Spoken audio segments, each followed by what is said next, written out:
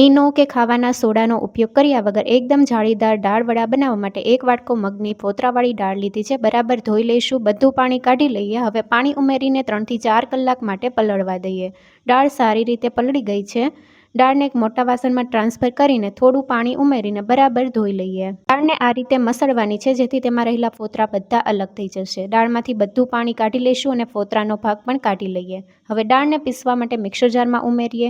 દાળને પીસતી વખતે જરા પણ પાણીનો ઉપયોગ નથી કરવાનો.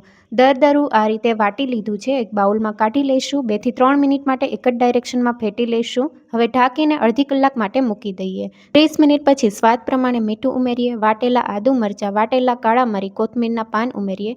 1 ચમચી ગરમ તેલમાં હિંગ ઉમેરીને એ પણ એડ કરી દઈશું. બધી વસ્તુને બરાબર મિક્સ કરી લઈએ. દાળ વડાનું બેટર તૈયાર છે. ગરમ તેલમાં દાળ વડા પાડી લઈશું. શરૂઆતમાં ગેસની ફ્લેમ હાઈ રાખવાની છે અને શરૂઆતમાં દાળ વડાને હલાવવાના નથી.